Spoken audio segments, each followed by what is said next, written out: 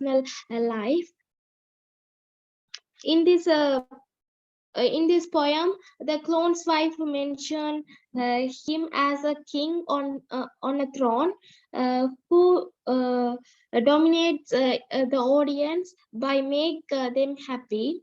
The writer used the techniques metaphor to show husband uh, how her husband has a successful and cheerful image in public, and the diction stage in a second stanza represents his personal professional world. At the same time, the speaker tells us about her husband's real unpainted face. Uh, but at home, you should hear him mourn. Here, the writer changed the word from its exact line by using inversion to show us the confusion level of the speaker, even though he makes other happy by his professional, he is unable to make himself happy. He seems to have a world on his shoulder. By giving a high public effect to this poem as a world on his shoulder, writer silently tells us how much burden that he carries himself. The clone's wife tells her husband's different behavior in public and home. She says she did everything to make him laugh, such as she uh, juggle with egg, turn cartwheel, told jokes, and even put his red nose, but nothing works. So we can understand that how much pain he has inside, and he doesn't uh, want to explain anything to his wife. Therefore, he thinks she will feel in the same way as him. The writer tells about all the people's level of acting public with private by this poem. Johnson Agard try so we uh, understand Johnson Agard trying to convey a message that people's professional and personal life are not always same. Each person has own problems in their life. Thank you for listening.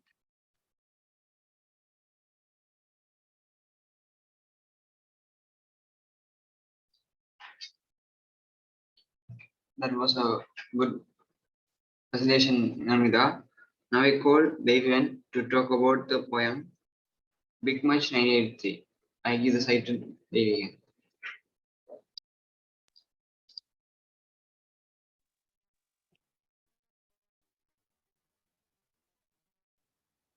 Big Match 1983 by Yasmini Gunaratne. In this piece, the poet discusses an outbreak of ethnic conflict in the country, later known as Sri Lankan Civil War.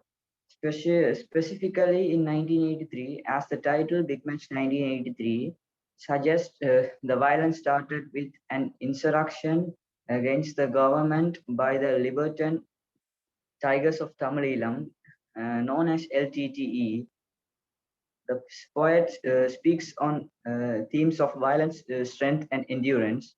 This is a 59-line poem, and the poetic techniques are alliteration, caesura, and enjambment, etc. In the first lines of Big Mesh 1983, the speaker begins by bringing the reader into a world of headlines and tourists. These tourists take a glance at the headlines in the newspapers and move quickly, like bugs scattering for cover. These headlines appear in the fourth line of the poem. They read, Flashpoint in Paradise, racial pots boil over. These quick bursts of information describe an area that is not quite as safe as these tourists might like the cancel the time they intended to spend in rooms with views of temples and holy mountains. In the next lines, the poem moves to a boy who had gone away. He was seeking out his own history in Toronto, Canada. It appears as though this boy returned to Sri Lanka, deciding that Toronto was quite romantic enough for his purposes.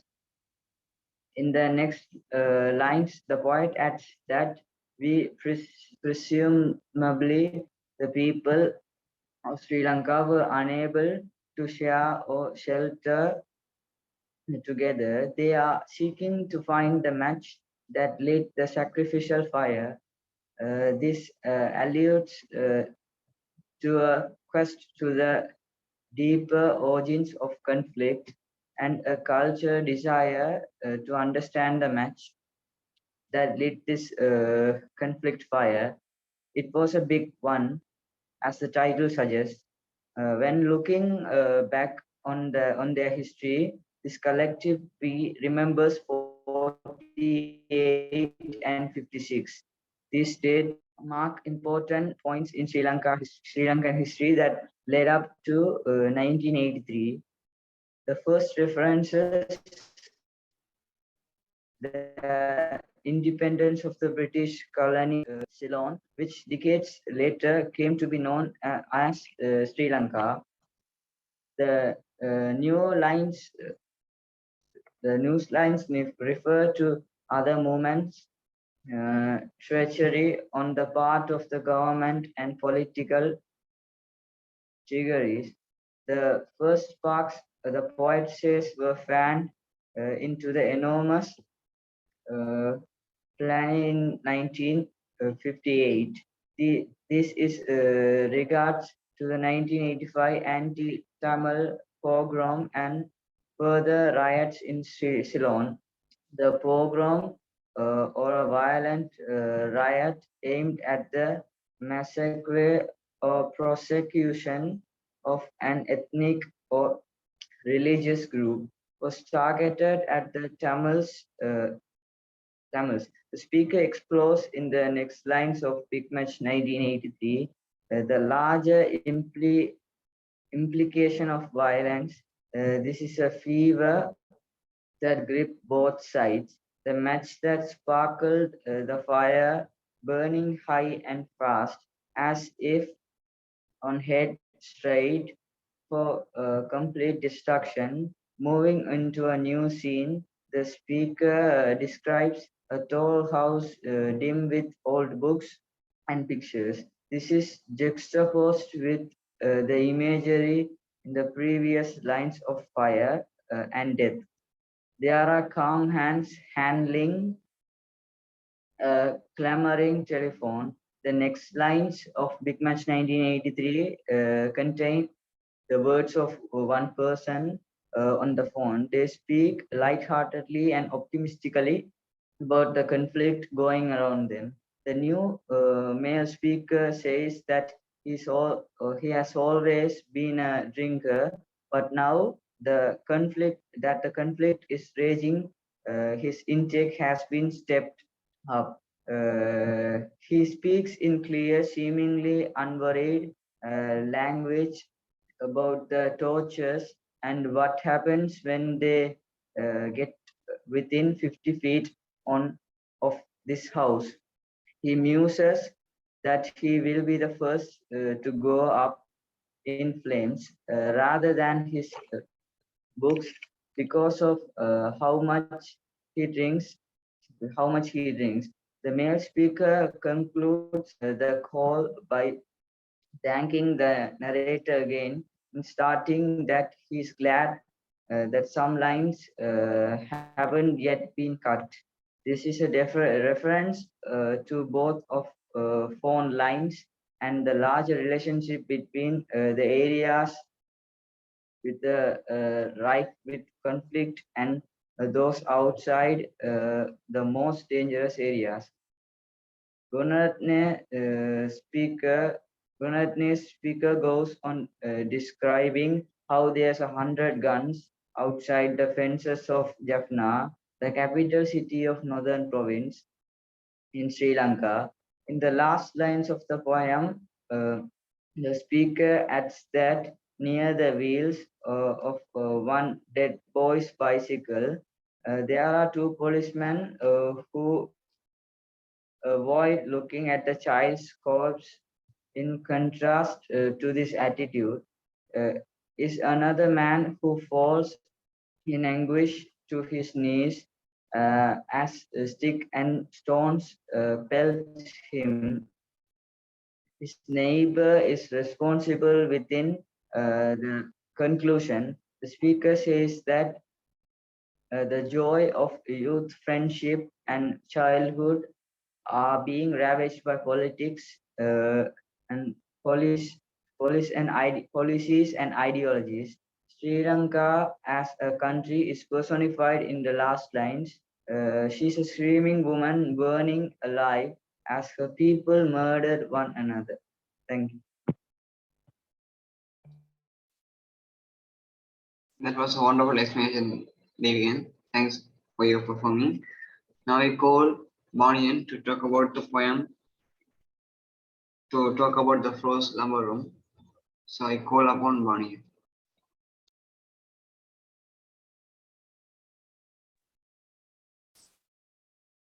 Today I am going to talk about the short story Lumber Room, written by Sai, whose real name is Hetahi Monroe. This short story reveals about the childhood's memory of us and the authoritative nature of adults towards children.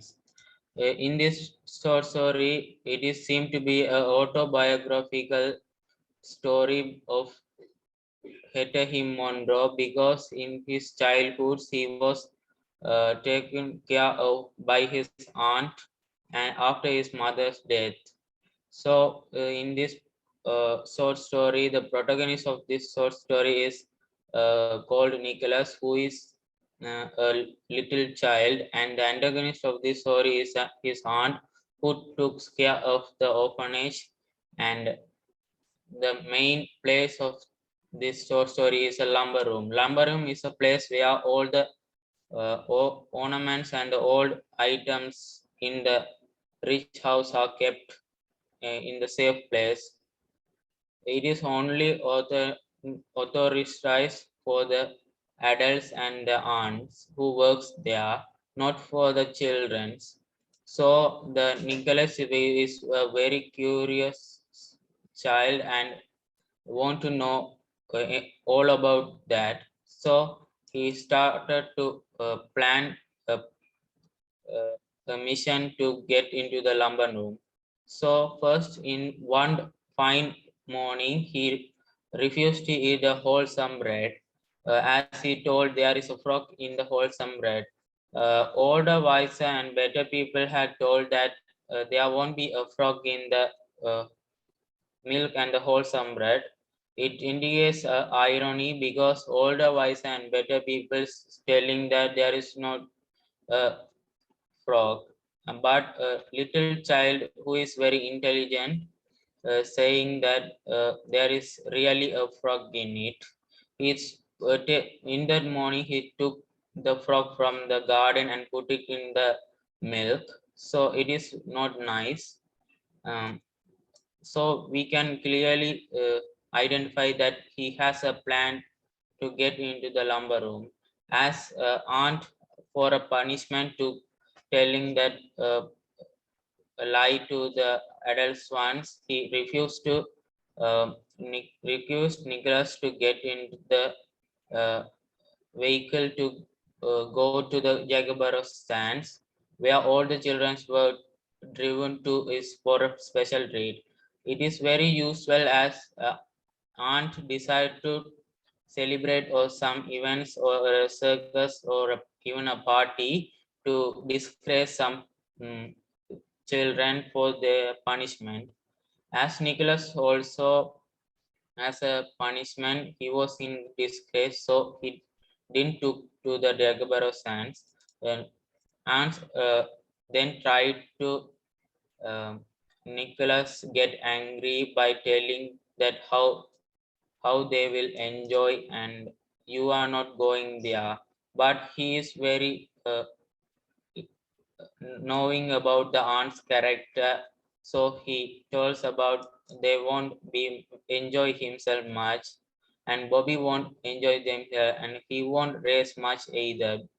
Uh, because his boots are hurting him, they are too tight. But the aunts also asked why he tell me that they are hunting. But here the aunt's character is clearly revealed as he is very authoritative and doesn't care about children's and their needs.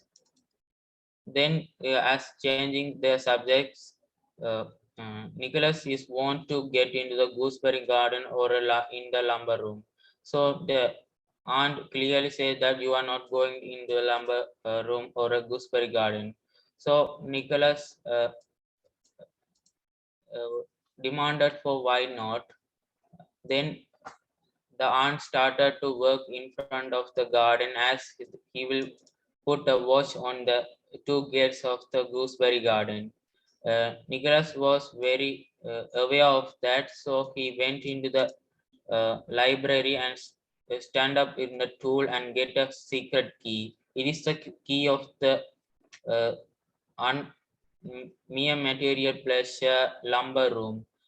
He is not very aware of fitting keys in the key doors, so he planned to practice in the school room door. So he is not aware of the luck or accident. So he tried fitting key in the lock of the lumber room and it turned. The door opened. Nicholas was in an unknown land. It is a very good compared to the gooseberry garden and is a mere material pleasure. And Nicholas tried to observe everything in the lumber room as he found a picture of a huntsman and a four galloping wolves. He seemed to be hunting wolves and some other animals, but the huntsman doesn't notice about the four galloping wolves which are hiding behind the bushes.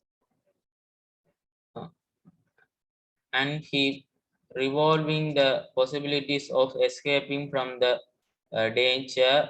He stood for many golden minutes and thinking of that how to escape from the four galloping wolves. Then his attention was changed and he then focused on the twisted candlesticks and is a shape of a snake and a teapot fashioned like a china dog. This indicates the Hettehi Monra is related to a Victorian era, so that the Queen Victoria controlled over the colonies of Brit- British like India, Sri Lanka, later known as Ceylon. Here it is called the new fashion things such as China duck and candlesticks shaped like a snakes. These are stolen from the colonized countries, and he compare these things to a nursery teapot, uh, and it shows that the aunt don't allow children to be very happy and doesn't decorate anything his house very neatly. Then he took a book from the lumber room and started to read. Suddenly, Aunt found that Nicholas was not seemed to be there. So she went into the gooseberry garden for in searching of him and fell into the rainwater tank. Uh, so he screamed for Nicholas, Nicholas. Then he realized he doesn't panic and put everything properly and went out and asked what happened. Then aunt also said, I am in the rainwater tank. Please fetch a ladder in it under the cherry tree. Nicholas also very aware of that aunt because he told that the evil one will catch him in the when he was in a child. The Nicholas used that um, sentence to aunt to made him angry. The aunt also uh, told that when he asked if they are uh, strawberry jam in the tea, usually aunt doesn't give strawberry jams for tea to the children. Uh, Certainly, he tells that there will be a strawberry jams for Nicholas to fetch the ladder in the rainwater tank. So Nicholas also always know that there are 4 jars of strawberry jams in it. Uh, the aunt usually doesn't give any of that. So he realized that will be a evil one who is trying to catch him, as aunt said previously. So he left the as telling, you evil one, you are stole yourself. And there was an unusual sense of luxury being able to talk to aunt as through one is talking to the evil one. And aunt was later rescued by a maid who is working in the kitchen. As is the story ended in a tragic moment, this shows the aunt character and the Nicholas character, and who are very that generation gap between and the creative and imagination power of children and adds dominant character and very good concentration. Here, when we look at the characteristics of aunt is very rude and a ruling character. This he is a representative of the adults world, and then the Nicholas is a representative of the children's world. Children are not allowed to do something as the parents doesn't allow to do as they want. They are ignoring their knowledge and experiences. This is the moral story of, and it gives us many uh, moral thoughts to children as well as the adults. Thank you.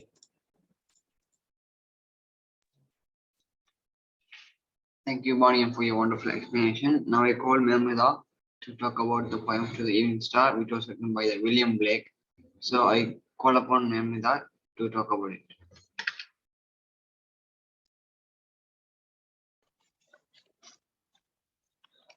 Good evening to you all. I am going to do on To the Evening Star. To the Evening Star is written by one of the famous poets of the Romantic age, William Blake. He was born on 25th of November 1757. The author of this poem was an English painter, poet, and printmaker. This poem has been written in 14 lines. 14 lines poems are called as sonnet. The speaker in the poem addresses the evening star. In To the Evening Star, William Blake talks about the goddess Venus and how she beautifies nature during the evening. The poet more specifically refers to the goddess Venus. Venus is the second planet of the solar system and sister planet for the Earth. Nature in the poem To the Evening Star to get a protection. The freedom and the relief which bless the people in the dark in England after the uh, industrialization as such he glorifies Venus with symbolize stands for nature in this poem. The poet addressed the fair-haired angel of the evening, the name given to the planet Venus in the Roman goddess of love, beauty, and fertility. This metaphor is used to express the shining star as a beautiful goddess who protects people during the dark night. The evening star appears while the sun resting on the mountains. The sunset is a person field is resting on the mountain. It is just like a person who is resting after the work hours in the daytime. The poet calls upon the evening star to here mention the goddess Venus to enkindle mention light her bright torch of love. The torch is literally there's a light spread by the evening star in the sky. The poet is asked the goddess Venus to wear the radiant crown to hold the power by dominating the dark evening sky to put on end to all the daytime. He further appeals here to shower his blessing upon people resting on the evening bed. The poet says a blue curtain of the sky to the evening star draws and silvery dew suggests a scatter on every floor. He tells the evening star to speak silently with her glimmering eyes to highlight the beauty of the landscape. The Venus withdrew his job and gave to Diana. Diana is a moon. The poet also asked the goddess to the mountain, silence and peace all over. And the poet, like sheep herd, and he appeals to the goddess Venus to shower here her holy dew over the flock of sheep. It mentioned sheep mean innocent human and protect them with holy blessing. There are many techniques used in the poem. There are personification, and another one is metaphor. Example to metaphor are fair-haired angel, the bright torch of love, the radiant radiance, etc. And next one is personification. There are some personification in this poem, such as smile on our loves, put on and smile, etc. This poem symbols to us religion, ideas, and a greater volume to romantic poetry. Thank you for listening.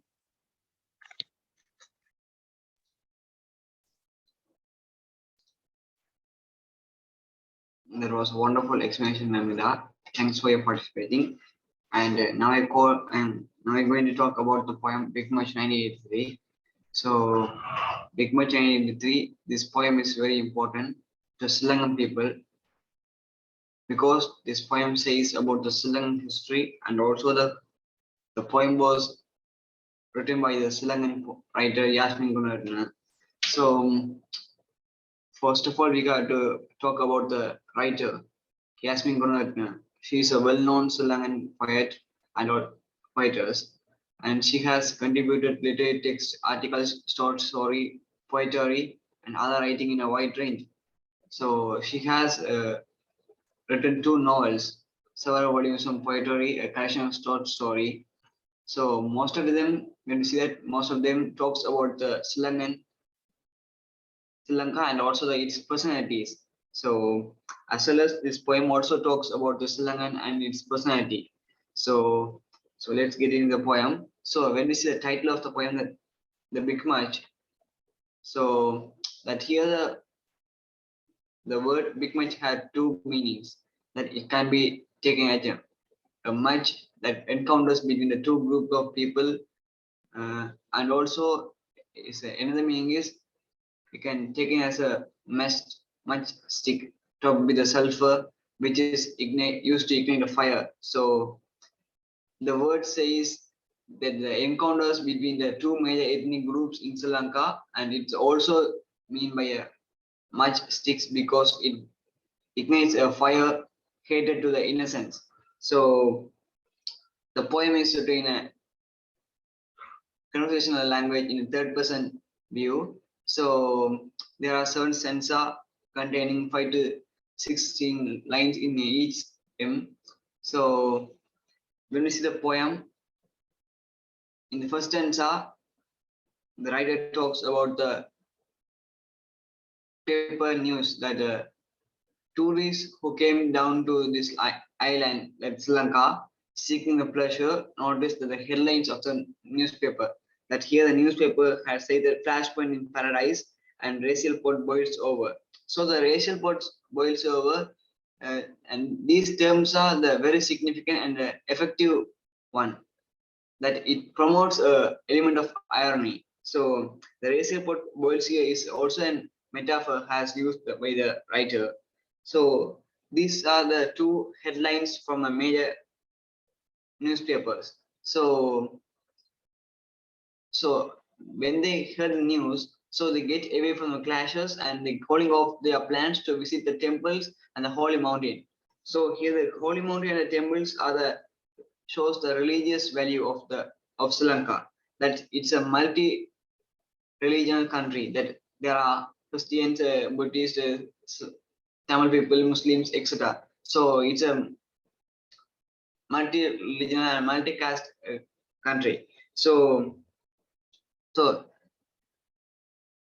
then then the writer has talked about a boy who went to Toronto, Canada, and he came back to Sri Lanka. So he came back to his native place in North. So he came to Sri Lanka to look, having an interest to see his roots and lovers, and immediately. So when he reached here, he said that Toronto, that place in Canada, is quite safe and enjoyable than his own place. So he went to Toronto to his purposes. And in this second stanza, he talks about the Sri Lankan political history. That that this time the people who are moderate and do not tolerate the ethnic differences have become the powerless, and they have been unable to shelter those who have become helpless and also homeless, and they try to trace out the reason why these racial clashes broke out. So here the writer has used some years: 1948, 1956, 1958. So these are the main 3 years in the Sri Lankan political history. That when you see the 1948, that we are proudly talk about the independence we gained from the British in 1948. So it's and when we see the year 1956, it's a treacherous political of language that that the government made the single as the main language. So it's also important year. So in the 1958, we saw the first ethnic clashes, but we had no neat solution and thinking calmly and deeply about the problem of forgiving who involved it. So these 3 years are very important in the Sri Lankan political history. So that the writer has used the 3 years. So as well as in the third stanza, the poetess talks about the ethnic violence that the speaker explore in the next lines of the Big Much 1983. So the larger implications of violence. There is a fever that gripped both sides. The much, the spark, the fire is burning high and fast, as if handed or headed straight of a complete destruction. So Here the poet has used a metaphor, taking the racial violence as a fire caused by sticking a match. So the violence is meaningless, and they don't they don't know the reason for the violence. So as well as here the writer has used the word dice score than the any at the oval. Here the dice score is a metaphor, and the poet metaphor compares the violence to a big much violence. So when we see a big much, there is some violence and there is some encouragement, cry, happiness. So he describes it's like compares them, each of them. So here the writer has used the technique metaphor. So then the writer has used a history of some gentleman that the poet has used the gentleman as an example who suffers from the clash because of the ethnic clash. So he's in his lonely house with a library of books. So he was he wants to reply to the clamoring telephone. So the next line of Big Much 1983 contain the words of one person on the phone. So they speak lightheartedly and optimistically about the conflict going around them. It's the ethnic clash. So there is nothing boring to say. They say that they go into the detail about how they are up all night keeping watch. So the speaker on this end of the phone revealed that the man in a 35, in the line 35. So he sends a woman who's in a who's his wife alone with his children to the neighbor's house. So when I read this paragraph, I have